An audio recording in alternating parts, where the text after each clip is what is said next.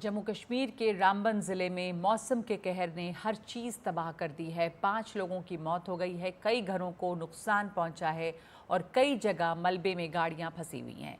बड़े पैमाने पर रामबन में राहत बचाव का काम जारी है। घरों और सड़कों से मलबा हटाया जा रहा है।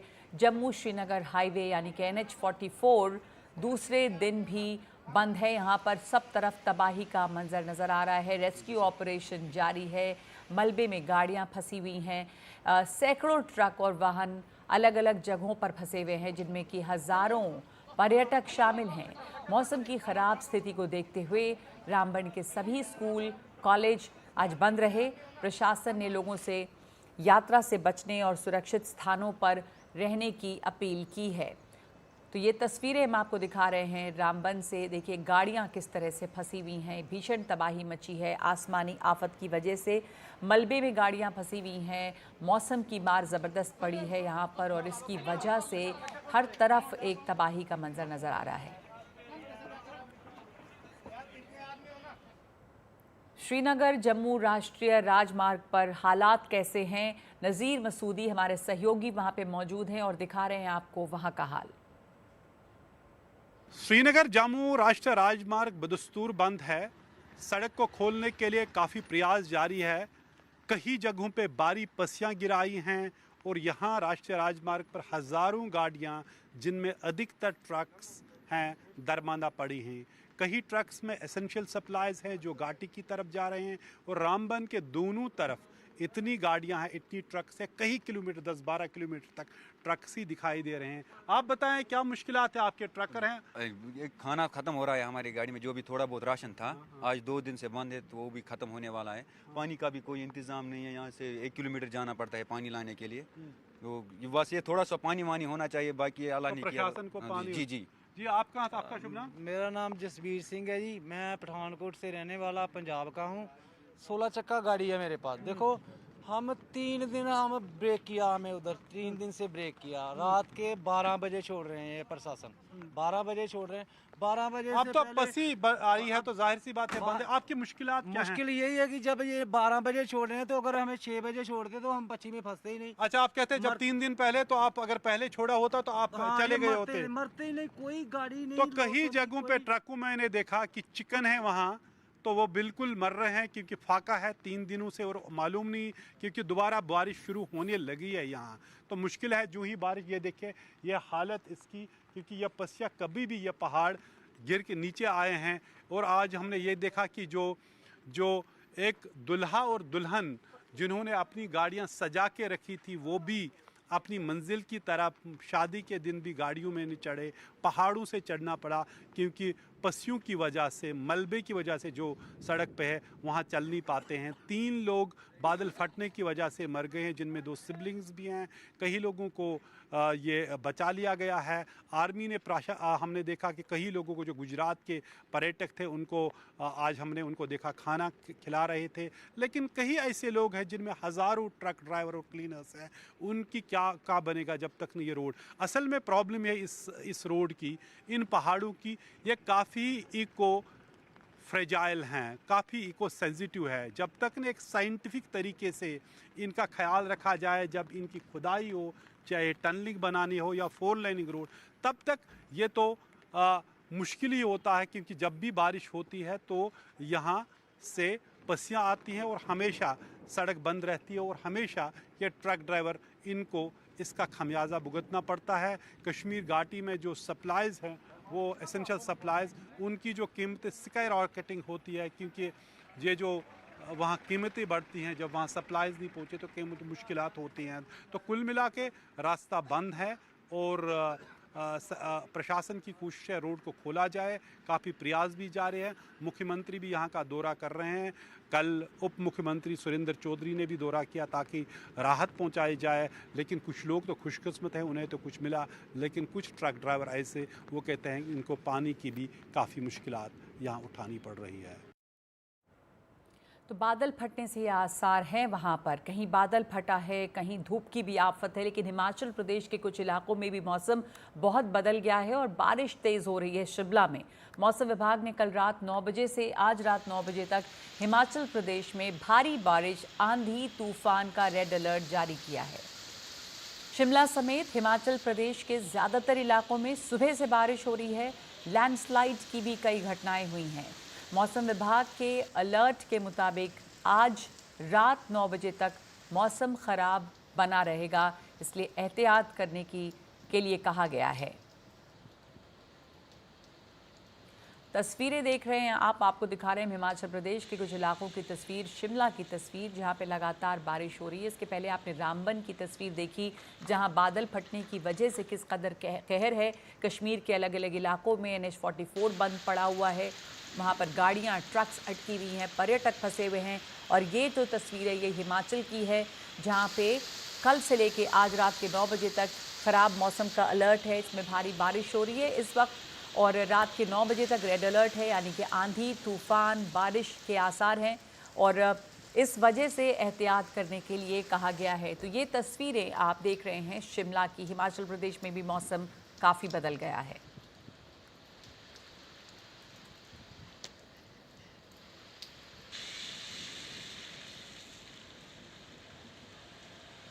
आज रात के 9 बजे तक हिमाचल में भी मौसम ख़राब रहेगा।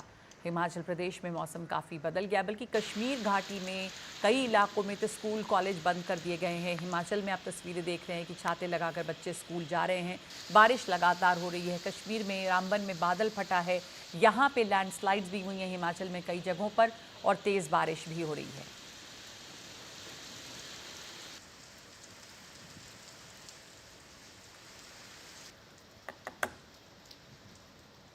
हमारे साथ मेरे सहयोगी वीडी शर्मा जुड़ गए हैं फ़ोन लाइन पे। अब हिमाचल में अलर्ट है इस वक्त और स्थिति क्या है अब, क्योंकि आज रात के 9 बजे तक वीडी शर्मा ये बताया गया है कि बारिश होगी, मौसम ख़राब रहेगा। तो कितने बड़े इलाके में इस तरह का मौसम देखा जा रहा है? शिमला की कुछ तस्वीरें तो हम देख रहे हैं अभी। देखिए नजर मैं आपको बताऊं, पिछले लगातार कल देर शाम से हिमाचल प्रदेश में मौसम का मिजाज बिगड़ा है और मौसम विभाग ने कल शाम 9 बजे से आज शाम तक, रात तक 9 बजे तक रेड अलर्ट जारी किया है। जो इसलिए कि जो घटना जम्मू कश्मीर में हुई उसके साथ लगता जो चंबा का एरिया है वहाँ पर भी बादल फटने की घटनाएं हुई है और यहाँ काफी नुकसान भी हुआ है। हालांकि आज भी वहाँ नुकसान हुआ है। और इसके उत्तर में आपको बताऊं कि हिमाचल प्रदेश के चाहे राजधानी शिमला की बात करें, बिलासपुर की बात करें, हमीरपुर की बात करें, कांगड़ा की बात करें, तमाम जिलों में लगातार बारिश, कई जगह ओलावृष्टि, कई जगह जो है तूफान की घटनाएं आज भी लगातार हो रही है। और अभी भी मैं आपको ताजा स्थिति शिमला की बात करें तो मौसम अभी भी बना हुआ है, रुक रुक कर यहाँ पर जो है बारिश हो रही है, ओलावृष्टि हो रही है। ये क्रम लग रहा है जैसे मौसम विभाग ने जी जगह जगह पे बारिश हो रही है और इसलिए लाइन भी ख़राब हैं। कई जगहों पे फ़ोन लाइंस कनेक्ट होने में भी मुश्किल हो रही है। धन्यवाद आपका वीडी शर्मा हमारे साथ जुड़ने के लिए। अलग अलग जगहों पर बारिश हो रही है हिमाचल में भी और इन तस्वीरों के साथ अब आगे बढ़ते हैं।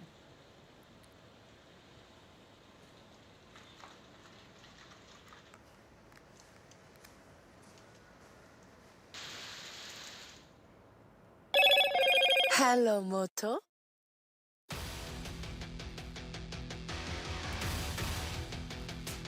Motorola, India's leading AI smartphone brand.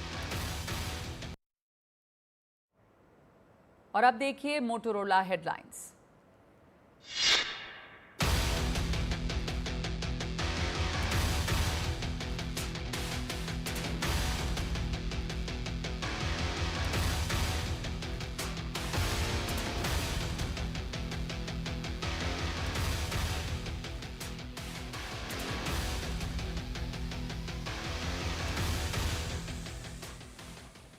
तो आपने देखा कि कहीं कहीं बादल फट रहा है, कहीं बारिश हो रही है, गाड़ियां अटकी हुई हैं, सड़कें बंद हैं, लेकिन दूसरी तरफ तपती गर्मी भी है। कहीं आग बरस रही है। महाराष्ट्र में जगह जगह पे काफ़ी तेज़ गर्मी शुरू हो चुकी है। सिर्फ अप्रैल का महीना है अभी।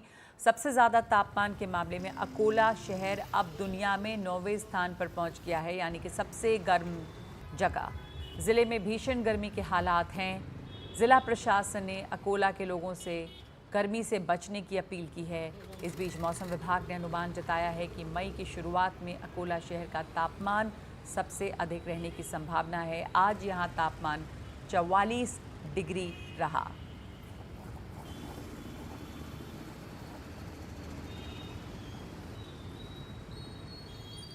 हमारे साथ मेरी सहयोगी सुजाता जुड़ गई हैं। सुजाता, महाराष्ट्र में अकोला का तो बुरा हाल है। अभी अप्रैल का महीना है, 44 डिग्री तापमान हो गया है। मई में अलर्ट है और अकोला जैसे शहर जो कि दुनिया के सबसे गर्म शहरों में अब शामिल हो रहे हैं। महाराष्ट्र के और इलाकों में भी इस वक्त गर्मी का कहर काफ़ी है। क्या कह रहा है मौसम विभाग? किस तरह का मौसम वहाँ पर बना हुआ है ज़्यादातर जगहों पे? बिल्कुल, देखिए अगर हम बात करें मौसम विभाग की तो उनका कहना है कि जैसे ही मौसम 37 डिग्री के पार जाता है उसे हीट वेव डिक्लेयर कर दिया जाता है। मुंबई में पिछले यानी मार्च और अप्रैल के महीने में लगभग 3 से 4 बार जो तापमान है वो 37 डिग्री के पार गया था और 40 डिग्री का जो है वो भी पार कर चुका था। और अभी फिलहाल महाराष्ट्र के आवाज़ सुजाता आपकी सही नहीं आ रही है। बहुत तेज़ हवाओं की आवाज़ है पीछे। और ये भी बताया जा रहा है क्योंकि कई जगह पे लू चल रही है, गर्म हवा के थपेड़े जो हैं वो तेज़ हैं। 44 डिग्री पारा तो अकोला में ही पहुंच गया है और ज़्यादातर जगहों में महाराष्ट्र में आग बरस रही है। आने वाले दिनों में गर्मी, तेज़ गर्मी यहाँ पर भी होगी। और ये जिस तरह की गर्मी मई और जून में होती थी वो अब अप्रैल से ही शुरू हो गई है। तो बहुत सारी जगहों पर काफ़ी तेज़ गर्मी का अभी से अनुभव किया जा रहा है और पारा 44 डिग्री तक अकोला में पहुंच गया है। एक हीट वेव अलर्ट जगह जगह पर जारी की गई है। ये सिर्फ महाराष्ट्र की ही बात नहीं है, बहुत सारी जगहों पे ये हाल है, जिसमें दिल्ली भी इसी कैटेगरी में शामिल है। दिल्ली में बहुत भीषण गर्मी पड़ने वाली है और इससे निपटने के लिए जो मौजूदा दिल्ली सरकार है उसमें मुख्यमंत्री ने एक हीट एक्शन प्लान जारी किया है कि आप कैसे इससे मुकाबला करेंगे। दिल्ली की सीएम रेखा गुप्ता ने कहा कि दिल्ली ऐसी है कि कोई मौसम आता है तो परेशानी भी आती है। सर्दी भी बहुत तेज़, गर्मी भी बहुत तेज़। एनडीएमए ने इसको लेकर एक विस्तृत प्लान दिया है और इसे लागू किया जा रहा है। 1800 आपदा मित्र बनाए जा रहे हैं। अस्पतालों में हीट स्ट्रोक के वार्ड बनाए जा रहे हैं। 3000 डिजिटल वाटर एटीएम बनाए जाएंगे, यानी कि इन वाटर एटीएम से किसी भी वक्त कोई भी पानी ले सकता है, पानी पी सकता है। इस तरह की गर्मी जब होती है तो ज़्यादा से ज़्यादा हाइड्रेट करना चाहिए और पानी पीना चाहिए, तो इसके लिए इंतज़ाम किए जा रहे हैं। आपको विस्तार से बताते हैं कि इस एक्शन प्लान में, ये हीट एक्शन प्लान में और क्या क्या है। तो एक तो उसमें ये है कि डिजिटल वाटर एटीएम लगाए जाएंगे और इनकी संख्या जो है वो 3000 होगी। डिजिटल वाटर एटीएम से आपको किसी भी समय पे ठंडा पानी मुफ्त में मिलेगा।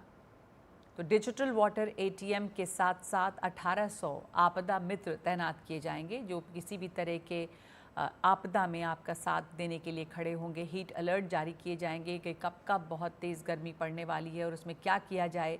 हीट स्ट्रोक से निपटने के लिए विशेष वार्ड बन रहे हैं अस्पतालों में। सड़कों पर कूलिंग शेल्टर बनाए जाएंगे। बस स्टॉप को बेहतर किया जाएगा, यानी कि बस स्टॉप खुले में ना रहें। झुग्गी बस्तियों में सहायता केंद्र बनेंगे। जल संरक्षण पर जोर दिया जाएगा। पीडब्ल्यूडी की हर सड़क पर वाटर एटीएम लगाए जाएंगे।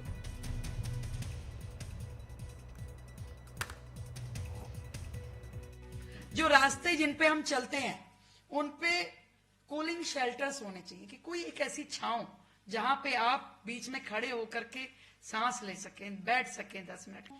और फुटपाथ पे शेडिंग स्ट्रक्चर्स हों जगह जगह पर। और इसके अलावा जो बस स्टॉप्स हैं उन बस स्टॉप्स पे भी हम इस तरह का उनको बनाएं ताकि वहां खड़े होकर के बस का इंतजार करने वाले लोग परेशान ना हो और उनको थोड़ा सा वहां पे रिलीफ मिल सके। हम लोग दिल्ली सरकार के माध्यम से मौसम विभाग के साथ मिलकर के हीट वेव अलर्ट भी जारी करेंगे, जहां पे भी हमें लगेगा कि भी बहुत ज्यादा हीट आज के दिन रहने वाली है, तो उसकी पहले से ही सूचना जनता के बीच रहे। मोबाइल मैसेजेस, मीडिया और पोर्टल के जरिए से भी सूचनाएं जनता तक पहुंचाई जाएगी। और ये देखते हैं कि जो कंपनी ये बनाने वाली है वो कैसे काम कर रही है। जो डिजिटल वाटर बैंक बन रहे हैं, डिजिटल वाटर डिस्पेंसर बनेगा, ठंडा पानी जिससे मिलेगा, ये किस तरह का एटीएम होगा, इसमें कैसे ये काम करेगा। हमारे सहयोगी शुभांग ने इस पर एक रिपोर्ट की है, बातचीत की है उस कंपनी से जो ये डिजिटल एटीएम बना रही है। दिल्ली की सीएम रेखा गुप्ता ने आज हीट एक्शन प्लान लागू किया है। अब आपको बताते हैं कि आखिरकार इस हीट एक्शन प्लान में सबसे खास चीज़ क्या है। ये देखिए, ये इस समय मैं एक तस्वीर आपको दिखाऊंगा, ये है डिजिटल वाटर बैंक। यानी कि अब दिल्ली की सड़कों पर अगर पानी की कमी होगी तो आपको वहाँ पर डिजिटल वाटर बैंक दिखाई दे सकता है। और ये जो पूरी आपको बैंक है, ये तकरीबन 3000 ऐसे बैंक्स दिल्ली में लगाए जाएंगे। हमारे साथ यहाँ पर अनिरुद्ध जी हैं जो हमें ज़्यादा जानकारी देंगे कि आखिरकार ये बैंक्स किस तरीके से काम करते हैं। सर, हम जानना चाहते हैं कि क्या है इसका प्रोसीजर, क्या है और किस तरीके से ये काम करेगा। So thank you for having me. Basically ये एक स्मार्ट डिजिटल वाटर डिस्पेंसर है। To start with, water dispenser तो है ही, ये चिल्ड वाटर ये देगा आपको हीट वेव के महीने में। तो सबसे इम्पॉर्टेंटली इसके अंदर सारे के सारे पैरामीटर्स, वाटर क्वालिटी के पैरामीटर्स, TDS, PMM, आपके एनी मिनरल कंटेंट, ये सारे आपको इसकी सारी इन्फॉर्मेशन आपको फीड करते रहेगा, स्क्रीन पर ही दिखते रहेगा आपको। इसके अंदर सारे सेंसर्स है कि इस एरिया, इस इलाके में वाटर क्वालिटी की प्रॉब्लम है, इस इलाके में वाटर कम पड़ रहा है, इस इलाके में लोग ज़्यादा इस्तेमाल कर रहे हैं। ये सारे आपको डेटा मिलते रहता है। इसके अंदर मोस्ट इम्पॉर्टेंटली हमने जो भी इस्तेमाल किया वो बार्क सर्टिफाइड, बाबा एटॉमिक रिसर्च सेंटर का सर्टिफाइड फ़िल्टर है। तो क्वालिटी में कोई कॉम्प्रोमाइज़ नहीं की है। ये सारे के सारे मशीन्स पब्लिक एरियाज़ में लगेंगे, मेट्रोज, बस stations, any area with high footfall. This will be free for public use. जैसे कि आप ऑन करें, कोई भी आकर इसको इस्तेमाल कर सकता है and they will get chilled water during the heat wave. और ये फ्री ऑफ कॉस्ट है इफेक्टिवली। मैम ने यही डिसाइड किया है, अपने ऑनरेबल चीफ मिनिस्टर ने। मैं जान सकता हूँ कि सपोज़ क्योंकि ये एक फ़िल्टर है, इसको बार बार पानी भरने की ज़रूरत पड़ेगी, सफाई करने की ज़रूरत पड़ेगी, या इसकी सर्विसिंग किस तरीके से होगी? सर्विसिंग तो ऑफ कोर्स करनी पड़ेगी, लेकिन अगेन आपने अच्छा हुआ मुझसे पूछा ये सवाल। इसके अंदर क्योंकि हम सारे इतने सारे स्मार्ट फीचर्स लगे हैं हमने, हमारे पास ये भी एनालिटिक्स और सेंसर्स हैं जिसके द्वारा हम प्रेडिक्टिव मेंटेनेंस कर सकते हैं। मान लीजिए आपने इसके अंदर 20,000 लीटर चला दिए, डिस्पेंस कर दिए मशीन में, उसके बाद मशीन खुद ही एक नोटिफिकेशन भेजेगी कि इसके फ़िल्टर को रिप्लेस करने का टाइम आ गया। अगर ये मशीन काम नहीं कर रही है तो फिर भी एक नोटिफिकेशन चले जाएगा डैशबोर्ड में, कोई आगे इसको टाइमली रिपेयर कर सकता है। ये सारे फीचर्स इनबिल्ट हैं कि आपको सेंसर्स, इसलिए हम उसको स्मार्ट डिजिटल वाटर डिस्पेंसर कह रहे हैं कि ये ना सिर्फ वाटर डिस्पेंस कर रही है, ये प्रिवेंटिव मेंटेनेंस कर रही है और प्रोएक्टिव एक्शन भी लेने में हेल्प कर रही है। कितना लीटर पानी इसमें एक बारी में आता होगा? एक बार ऐसे मतलब ये पूरे यूनिट जो है 800 लीटर कैपेसिटी। और ये यूनिक बात ये है कि इसके अंदर रॉ वाटर टैंक इनबिल्ट है, तो कंटामिनेशन का भी प्रॉब्लम नहीं रहेगा। इनबिल्ट है, पूरा कवर्ड है, तो 800 लीटर पूरे यूनिट का कैपेसिटी है।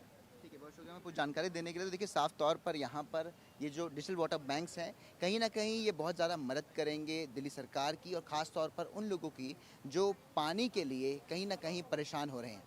दिल्ली से अपने कैमरा सहयोगी सचिन गुप्ता के साथ मैं शुभांग सिंह ठाकुर, NTV इंडिया। और आपको हिमाचल के चंबा की तस्वीरें दिखाते हैं। एक बार फिर चलते हैं हिमाचल प्रदेश, जहां पे बारिश हो रही है, जगह जगह पे ख़राब मौसम है। और ये देखिए तस्वीरें चंबा की, यहाँ पे बारिश की वजह से परेशानी इतनी है कि जगह जगह गाड़ियाँ अटकी हुई हैं। कुछ जगहों पर मलबे के नीचे गाड़ियाँ दब गई हैं, फंस गई हैं, जिसकी वजह से परेशानी हो रही है। आने जाने वालों को तो परेशानी हो ही रही है। कई जगहों पर मलबे के नीचे गाड़ियां दबी हुई हैं, जैसे ये तस्वीर जो हम आपको दिखा रहे हैं, यहाँ पर एक मलबे के नीचे में ये गाड़ी दब गई है। ये मलबा जो है वो लैंडस्लाइड की वजह से यहाँ पर आया होगा और उस गाड़ी पे गिरा है और उसको हटाने का काम चल रहा है।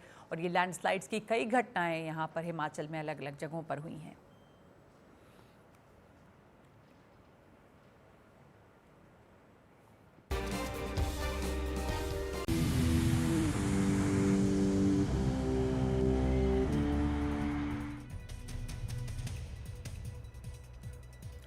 तो 5 बजे में अब आगे खबरें क्रिकेट की, बिंदास क्रिकेट मनोरंजन भारती के साथ। नमस्कार। तो सबसे पहले बात करते हैं उस खिलाड़ी की जिसके सबसे ज़्यादा फैन जो हैं बताए जाते हैं, और वो फैन जो हैं काफ़ी कट्टर हैं, लेकिन पिछले दिनों से उनका बल्ला नहीं चल रहा है। टीम इंडिया के सबसे बड़े खिलाड़ियों में 3 नाम जो हैं सबसे पहले आते हैं, विराट कोहली, रोहित शर्मा और MS धोनी। कल विराट कोहली और रोहित शर्मा का बल्ला तो चला, लेकिन धोनी के फैन फिर से मायूस रहे। धोनी खुद 6 गेंदों पर 4 रन ही बना पाए। उसके अलावा उनकी टीम को एक और हार का सामना करना पड़ा। मुंबई से 9 विकेट से हार कर चेन्नई जो है 10वें नंबर पर पहुंच गई है। और मैच के बाद धोनी का ऐसा बयान आया जिससे ऐसा लगा कि धोनी की टीम जो है अब जो है उन्होंने हार मान ली है। खासकर इस IPL में धोनी ने पोस्ट मैच प्रेजेंटेशन में कहा कि हमें ज़्यादा भावुक होने की ज़रूरत नहीं है, अगले साल के लिए हम सही तैयारी करेंगे। हमारे बहुत सारे खिलाड़ी जो हैं हमारे पास हैं, लेकिन हम उनमें बहुत सारे खिलाड़ी नहीं बदलेंगे। अगले साल अच्छी तैयारी करके वापसी करेंगे। 11 खिलाड़ियों की सुरक्षित टीम बनानी है, यानी चेन्नई को अब अपनी एक नई टीम बिल्ड करनी है। शायद एक नया कप्तान भी। धोनी की भूमिका क्या होगी, इस पर सारे एक्सपर्ट चर्चा कर रहे हैं कि धोनी क्या मेंटर बनेंगे, धोनी किस रूप में होंगे, क्या धोनी टीम में रहेंगे या नहीं रहेंगे। इन सारी चीज़ों की चर्चा होने लगी, और ये चर्चा लाजमी है क्योंकि CSK जो है 5 बार की चैंपियन रह चुकी है, और उसके बाद इतनी बड़ी टीम, इतने बड़े खिलाड़ी, इतने बड़े मेंटर्स के होने के बावजूद इस साल इस टीम में क्या हो गया है। विमल मोहन हमारे स्पोर्ट्स एडिटर हमारे साथ जुड़ चुके हैं, हमारे 2 मेहमान भी हमारे साथ जुड़ेंगे। विमल, क्या हो गया इस टीम को? क्या ऑक्शन सही नहीं गया, या फिर अभी भी टीम नहीं बन पाई है? आधा टूर्नामेंट निकल गया है, धोनी ऐसा लगता है खुद ही हार मान गए हैं। नहीं बाबा, धोनी ने हार तो नहीं मानी है। देखिए, और धोनी को जितने लोग जानते हैं, मैं जानबूझ के आज क्रिकेट ग्राउंड पे आया धोनी के बारे में बात करने। मैं कई सारे यहाँ पे विकेट कीपर हैं जो सीजन विकेट कीपर हैं, जो बच्चों को मैनुअल ट्रेनिंग देते हैं। मैं अभी उनकी एक बातचीत कर रहा था, उन्होंने बताया कि धोनी ने क्या चेंज किया है। जब ये जो ढर्रा लगातार चला आ रहा था पूरी दुनिया में कि आप जब विकेट बॉल आती है तो पहले बॉल को गैदर करते हैं, उसके बाद आप स्टंप करते हैं, लेकिन धोनी ने ये सोच जो है वो गली क्रिकेट से उठा के इंटरनेशनल क्रिकेट में पहुंचाया कि बॉल को गैदर करने की ज़रूरत नहीं है, आप बॉल को केवल कनेक्ट किया और स्टंप करते हैं। और इसी का नतीजा कि इसी टूर्नामेंट में 0.12 सेकंड्स में भी उन्होंने किया है। जो यंगस्टर जो है वो उस एलाक्रिटी के साथ, उस स्विफ्टनेस के साथ अभी भी कोई उनके पास मैच नहीं कर रहा है कि उस तरह का स्टंपिंग करे। धोनी सिर्फ 4 करोड़ में इस टीम के साथ आए और लोअर ऑर्डर में आया, और ये बात उनकी जो कोच है सबको ही कह रहे हैं कि वो 10 ओवर नहीं करते हैं। शायद उनके रोल को, जैसे आपको याद होगा हैंसी क्रोनिये पैट सिमकॉक्स को लाते थे तीसरे नंबर पे पिंच हिटिंग के लिए, शायद धोनी का रोल वहाँ पे बनता है, जो कि हम लोग बाहर से देख पा रहे हैं। शायद धोनी इतना इन्वॉल्व है कि वो इस रोल को उन्होंने कंसीडर नहीं किया, या कंसीडर किया होगा तो किस रूप में करेंगे। धोनी का एक अलग रोल है, मेंटोरिंग है। कितना क्रिकेट बचा है ये तो सिर्फ उनकी बॉडी वो खुद बचा सकते हैं, लेकिन जो पूरी टीम का है, कोई एक खिलाड़ी तो मैच को जिता नहीं सकता है, लेकिन उन्होंने इस टीम को बनाया है, ग्रूम कर रहे हैं। और इस टूर्नामेंट में जरूर ये जो 5 बार की चैंपियन है, इस बार वो सबसे 10वें नंबर पे चल रही है, लेकिन इससे धोनी का क्रिकेट खत्म है या कंटिन्यू कर रहा है, ये कहने की बात मुझे लगता है कि ये लाजमी नहीं है, जरूरी नहीं इस वक्त। उनमें क्रिकेट का जो क्रिकेट की भूख है वो जरूर बनी हुई है। चलिए, हम इसलिए सवाल उठा रहे हैं क्योंकि टीम बहुत अच्छा नहीं कर रही। इंद्रनील बासु हमारे साथ जुड़ गए हैं, देवाशीष दत्ता भी हमारे साथ जुड़ेंगे। इंद्रनील, कल जो धोनी ने पोस्ट मैच प्रेजेंटेशन में उन्होंने कहा, उसके बाद ऐसा लगा कि उन्होंने हार मान लिया इस सीजन के लिए। उन्होंने कह दिया कि अब ये सीजन गया, अगला सीजन देखेंगे। As a sports journalist, as a sports writer, आप कैसे देखते हैं इसको? एकदम आप सही मान रहे हैं। और देखिए, मैं चेन्नई में बैठा हुआ हूँ, few metres away from Chepauk stadium. कुछ दिन बाद उनका मैच भी है इधर। और मैं आपको I can tell you one thing, the buzz here is Dhoni's last year. Already I can feel it in Chennai, and the fact that खेल रहे हैं, क्यों खेल रहे हैं, बिकॉज स्टेक्स है। Chennai Super King is the only team in IPL which has a company में shares है, मार्केट में शेयर्स है, तो as long as Dhoni is there shares are really high, and as long as he's playing they want to just make the maximum of MS Dhoni, the promoters. I mean, he also gets probably some benefit through it, otherwise who else would play? And नहीं तो क्या आप क्या सुन रहे हैं, आप इंद्रिल आप क्या सुन रहे हैं चेन्नई में? क्या कल जो धोनी ने कहा कि अब नए अगले सीजन के लिए टीम बनानी है, इसका क्या मतलब है? मतलब यह है कि धोनी रहेंगे इन टीम के साथ, if not as a regular player, mentor के रूप में तो 100% अब लिख लीजिए। और अब देखिए उस दिन मैच विनिंग एक नॉक खेले, he still doing it, but घुटने जो है और साथ नहीं दे रहा है, so that is a concern, and I am sure he will be with the team. और देखिए एज इट इज बाहर से क्रिकेट चल रही है, आप देखो गुजरात का जो टीम है, आशीष नेहरा, आप क्या बोल रहे हो कि शुभमन गिल बहुत बढ़िया कप्तान है, बहुत बड़ा खिलाड़ी है, ठीक है, यंगस्टर है, अभी तक प्राइम में नहीं आए हैं, बट ये चलाने वाले कौन है? आशीष नेहरा, बाहर से वही खेल रहे हैं। तो एक नया एक आईपीएल का स्टाइल देखने को मिल रहा है, नॉन प्लेइंग कैप्टन डेविस का, जैसे हम कहते हैं कि बाहर से चलाने का जो गेम का जो एक स्टाइल होता है, वो शायद क्रिकेट में भी होने वाला है, लाइक फुटबॉल का जो मैनेजर होता है वैसा ही स्टाइल है। Probably Dhoni will, Nehra has already started that, and Dhoni will probably continue because they're all batchmates after all, and if not this year, of course they don't have a chance, they have accepted it, aapne bola hai, they have accepted it quite gracefully, but rarely it happens that Chennai Super Kings not qualifying for the last 4 of the tournament back to back on back to back seasons. It's never happened before. 20 mein mere ko yaad hai they were struggling, next year they won with 9 all rounders in the team, they won the IPL. So and you know the fact that it was never an easy thing. I mean, getting those 5 tournaments. नहीं, आपने सही कहा। बिमल को यहाँ पे लाते, बिमल जो बात इंद्रनील भी कर रहे हैं कि अब क्रिकेट जो है ये आईपीएल बहुत आगे बढ़ चुका है, टीमें काफी आगे बढ़ चुकी है। आप नेहरा भी एक कोच है, नेहरा को देख के मुझे पेप गार्डियोला की याद आती है, किस तरह से केवल वो करते हैं, टीम उछलते हैं, चिल्लाते हैं, सब कुछ वैसे ही करते हैं जैसे एक फुटबॉल का मैनेजर करता हो। क्या आप धोनी को उस रूप में देख सकते हैं जो इंद्रनील कर रहे हैं कि क्या नॉन प्लेइंग कैप्टन की तरह जो डेविस कप में अभी तक देखते आए हैं? देखिए मतलब वो एक राय है, मुझे लगता है कि मतलब स्पोर्ट्स एक ऐसी, जैसे एक बार अभिनव बिंद्रा से हमने पूछा था तो वो अगले टूर्नामेंट के लिए, तो उन्होंने कहा स्पोर्ट्स एक ऐसी फील्ड है जिसकी स्क्रिप्ट आप पहले नहीं लिख सकते हैं। धोनी आगे क्या करेंगे, अगर हम सिर्फ एक एग्जांपल के लिए मैं आपको कह रहा हूँ, इंडियन क्रिकेट टीम के जो कैप्टन थे पहले, CK Nayudu, last first class match उन्होंने 68 साल की उम्र में खेला। लास्ट टेस्ट मैच जो इंडिया के लिए खेला 41 ईयर्स की उम्र में खेला।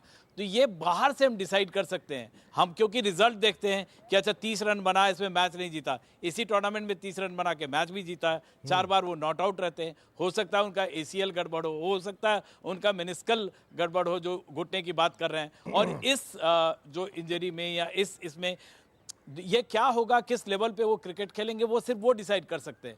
मेंटोरिंग की जहाँ तक बात है, वो सिर्फ चेन्नई के लिए नहीं, बहुत सारे मैंने कोचेस से या जो प्लेयर से बातचीत की है, और लोग कहते हैं कि जो उनका मैच में इंस्टेंट फैसला लेने की जो तरीका है, जो सोच है, वो ऑर्थोडॉक्स नहीं है, पूरा कंजर्वेटिव तरीके से नहीं सोचते हैं। वो अपना एक मैच स्ट्रेटेजी उनमें दिखती है। क्या पता वो जो है लेगेसी वो अपने आने वाले जनरेशन को दे सके, और सिर्फ चेन्नई क्यों, हो सकता है वो टीम इंडिया के लिए मेंटोरिंग का काम करे। लेकिन ये सब कहते हुए मैं ये परसेप्शन बिल्कुल नहीं क्रिएट करना चाहता हूं कि धोनी के लिए ये लास्ट ईयर है। ये धोनी के लिए लास्ट ईयर है या नहीं है, ये धोनी तय करेंगे। ये बात तो सही, धोनी को ही तय करना है उनका रोल क्या होगा। देवुदा जुड़ गए हमारे साथ, देवशीष दत्ता साहब। दादा, आपको क्या लगता है धोनी का क्या रोल होना चाहिए? कल के मैच के बाद पोस्ट मैच प्रेजेंटेशन में जैसा उन्होंने कहा कि ये तो गया, अगला आईपीएल की तैयारी करता हूँ। हाँ, तो हम तो अनहैप्पी नहीं है, वो जरूर खेलेगा, अगला साल भी खेलेगा, वो अगला साल भी खेलेगा, क्योंकि ये उसका टीम है और वो किसी को देखभाल करने के लिए भी नहीं देगा। वो टोटली कंट्रोल करेगा एक टीम को पर्दे का पीछे से। वह कैप्टन है या प्लेयर है, ये विकेट कीपर है, ये तो बाद में देखा जाएगा, लेकिन वो छोड़ेंगे नहीं। और हम बोलेगा क्यों छोड़ेगा, 43 साल में वो खेल रहे हैं, अगला साल में 44 हो जाएगा।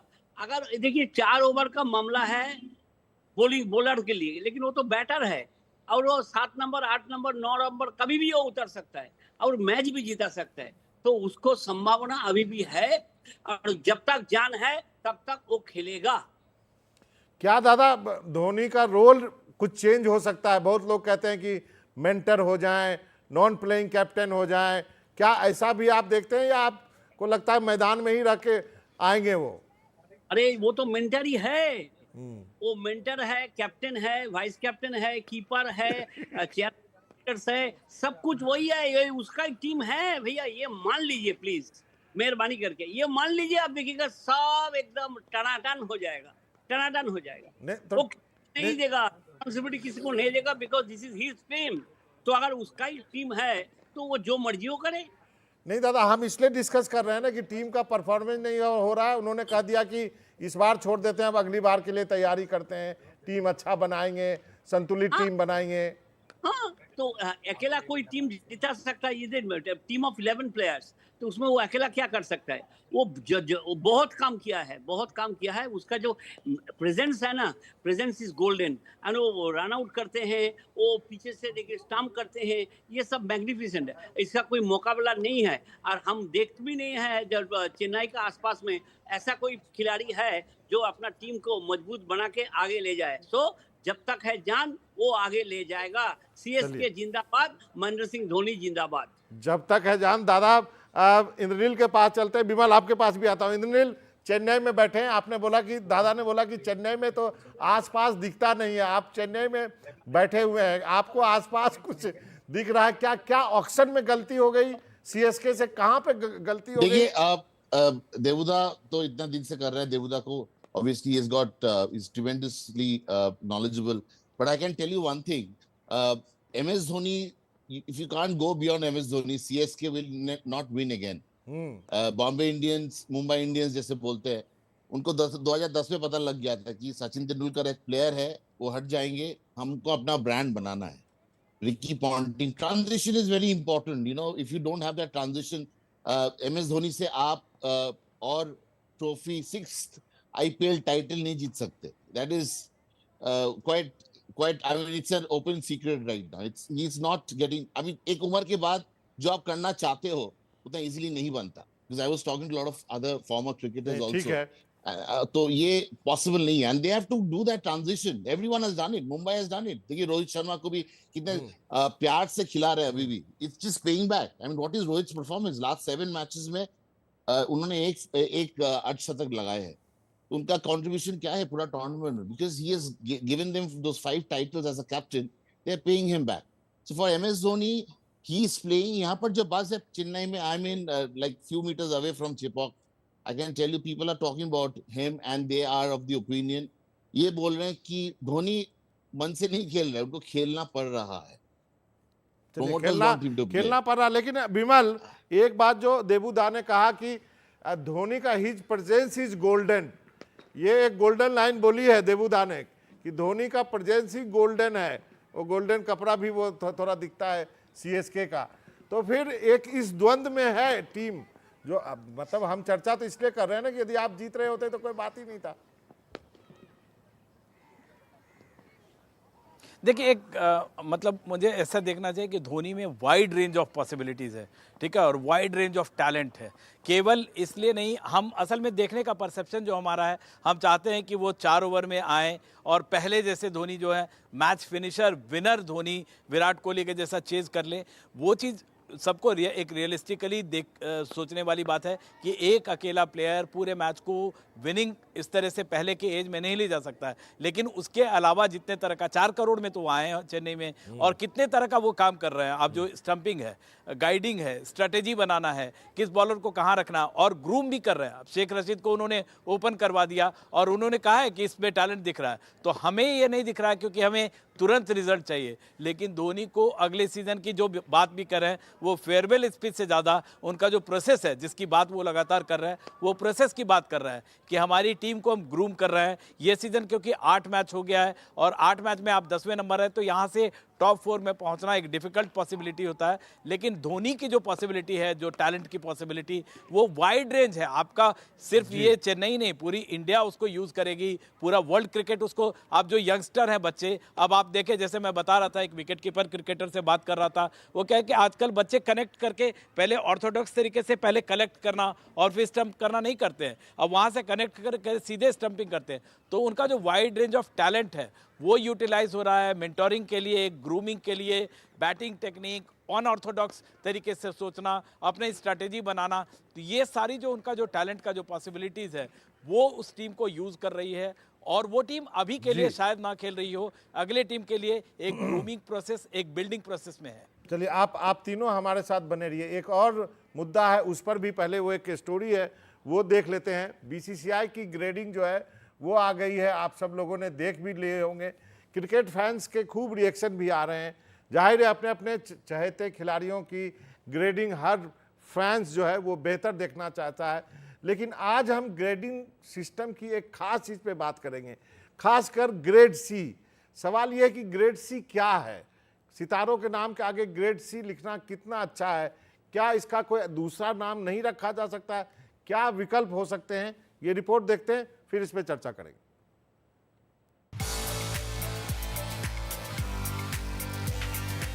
बीसीसीआई के सेंट्रल कॉन्ट्रैक्ट की नई लिस्ट आ गई है। सी ग्रेड में खिलाड़ी हैं T20 की नई सनसनी तिलक वर्मा और अभिषेक शर्मा, सीएसके और आरसीबी के कप्तान ऋतुराज और रजत पाटीदार। ग्रेड सी में व्हाइट बॉल में टीम इंडिया के लीड गेंदबाज अर्शदीप सिंह भी हैं, और चैंपियन ट्रॉफी की जीत के अहम किरदार निभाने वाले वरुण चक्रवर्ती भी। इसी ग्रेड सी में सितारे कई और भी हैं। आप सोच रहे होंगे कि हम सबसे पहले सी ग्रेड के खिलाड़ियों की बात क्यों कर रहे हैं, जबकि बात तो A+ से शुरू होनी चाहिए थी। सी ग्रेड सुनकर कैसा लगता है आपको? ये दो शब्द हम आमतौर पर कब बोलते हैं, किन चीजों के लिए बोलते हैं? सोचिए, जिन क्रिकेट सितारों पर करोड़ों फैंस फिदा हैं, उनका नाम सेंट्रल कॉन्ट्रैक्ट में सी ग्रेड नाम के कॉलम में क्यों है? हम ये बिल्कुल नहीं कह रहे हैं कि इन खिलाड़ियों को ग्रेड A+ या A में रखना चाहिए, या फिर इन्हें कहाँ होना था। दरअसल बीसीसीआई ग्रेड के नामांकन में थोड़ा बदलाव कर ले तो फैंस को शायद बोलने और सुनने में अच्छा लगेगा। खिलाड़ी वहीं रहेंगे, उन्हें पैसे भी उतने ही मिलते रहेंगे, कैटेगरी उसी क्रम में रहेगी, बस ग्रेड का नाम बदल दिया जाए तो शायद काम आसान हो जाएगा। मसलन बीसीसीआई कुछ यूं नया फार्मूला लेकर के आ सकता है, जिन्हें हम अभी A+ में रखते हैं वो A++ हो जाए, जो ग्रेड A में है वो A++ ग्रेड में होंगे, उसी तरह B ग्रेड वाले खिलाड़ी A+ में होंगे, और जिन्हें हम ग्रेड C कहते हैं वो A ग्रेड में होंगे। ये बस एक सुझाव है, बीसीसीआई ऐसा कर दे तो शायद खिलाड़ियों का ग्रेड सम्मान सूचक तो लगेगा ही, फैंस को भी सुनने में अच्छा लगेगा। मनोजन भारती, NDTV इंडिया के लिए। तो जेंटलमैन, आप सबने सुनी होगी जो बात मैंने कही है। देवुद, आपसे ही शुरू करता हूँ, ये सी ग्रेड क्या है? मतलब मुझे बहुत अटपटा लगा, इसलिए ये कहानी मैंने जो है लिखी है। और आपको क्या लगता है, कुछ ऐसा किया जाए कि ये ना कहें कि ये सी ग्रेड में है? ये थोड़ा अटपटा लगता है। बहुत अच्छा सजेशन आपने दिए हैं, ऐसा होना ही चाहिए, और होने से सम्मान बढ़ जाएगा। अब जो सितारों को जो सम्मान के लिए बोल रहे हैं, इसमें मैं सहमत हूँ। और आपने जो सजेशन दिया है A+, A2, A+++ कुछ भी कर दो, A to Z कर दो, A ग्रुप को कुछ भी करो, लेकिन सी सुनने में लिए थोड़ा तकलीफ होता है। ये तो जरूर बात है, ये सम्मान की बात है, आत्मसम्मान की बात है। अगर आत्मसम्मान बढ़ाना है तो बीसीसीआई आपका ये सजेशन दे शुड एंड सब में आलोचना करके आपको देखिए, आपका दिल आपका जो रिपोर्टर आज ने बुलाया है ना, वो इंद्रनील को, वो तो दिल्ली का आदमी है, लेकिन वो तो राजीव शुक्ला को बहुत अच्छा से जानता है, तो राजीव शुक्ला से बात करें और मनोरंजन जी का जो बात है उसको रिक्वेस्ट करके आगे बढ़ा सकता है। लेकिन ये बोलेगा जे चेन्नई में बैठ के अगर तुम सोच रहे हो महेंद्र सिंह धोनी अगला साल नहीं खेलेगा, ये हम लोग चर्चा करेंगे, पर वो जरूर खेलेंगे। हम चर्चा करते रहेंगे। हम चर्चा करते रहेंगे, हम चर्चा के लिए है। इंद्रनील आप जवाब दीजिए, ये ग्रेड पे भी आप ही को दादा ने जिम्मा दे दिया है बातचीत करने के लिए। आपने सही पकड़े हैं, क्योंकि बोलता है ना सी ग्रेड प्लेयर है, हम बोलते हैं बातों बातों में बोलते हैं सी ग्रेड प्लेयर है, तो सी ग्रेड मैंने C grade it's a very negative connotation, it doesn't sound well, doesn't gel well, you are absolutely right. किसी ने अब तक क्यों नहीं उठाया मेरे को समझ में नहीं आता। सी ग्रेड प्लेयर का जो मुद्दा आपने उठाया, it's an amazing thing, but वही है कि आप देखिए जो अच्छे प्लेयर्स हैं उनको भी थोड़ा कदर कीजिए। अब सी ग्रेड का एक मुद्दा है, और एक मुद्दा है कि साई, मैं इधर बैठा हूँ, साई सुदर्शन, उनका नाम नहीं है इस ग्रेड में। आई नो इट्स अ पिछले सीजन आपने क्या परफॉर्मेंस किया, क्या खेला इंडिया के लिए, वो भी है। Probably if he gets picked for England his name will appear. तो चेन्नई में लोग बात कर रहे हैं कि अगर प्लेयर उठाना ही है आपको, जैसे आपने T20 प्लेयर्स उठाए हैं, अभिषेक शर्मा, तो साई सुदर्शन ने क्या दोष किया, तो वो अच्छा बैटिंग भी कर रहे हैं, तो आएंगे धीरे धीरे। बट आपका suggestion absolutely I am on your page that it should not be called C grade at all. चलिए बिमल, बहुत कम समय है, आपका ये कहानी देख के मुझे लगा ये करना चाहिए। अब बाबा ये एक तो कॉनोटेशन है और एक नैरेटिव एक तरह का है, मतलब आई डोंट नो।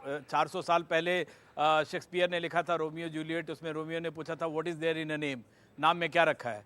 लेकिन अगर वाकई अगर इस नाम से कोई आहत होता है, 140 करोड़ के देश में 100 करोड़ लोग क्रिकेट को फॉलो करते हैं, जिस तरह से हम नंबर्स देखते हैं, और अगर वाकई ऐसा लगता है तो नाम चेंज करने में कोई फ़र्क नहीं है। लेकिन बस एक नैरेटिव है, एक कॉनोटेशन है, अगर वाकई ख़राब लगता है तो शायद चेंज करना चाहिए। लेकिन मैं तो उसमें देखता हूँ कि 1 करोड़ रुपया फिर भी मिल रहा है, 7, 5, 3, 1 करोड़ रुपया, तो ये करोड़पति है। अगर मैं करोड़पति हो जाऊं तो आप मुझे सी ग्रेड बोलो, डी ग्रेड बोलो, मुझे तो फर्क नहीं पड़ेगा। हम ये चारों जो फ्रेम में दिख रहे हैं ना, उसमें से कोई भी इतना हो जाए तो ग्रेड मैटर नहीं करता है, लेकिन कभी कभी करता है। सी ग्रेड सुनने में बहुत अच्छा नहीं लगता है।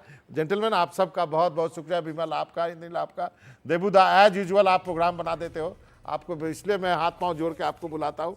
बहुत मजा आया आज भी ये शो कर करके।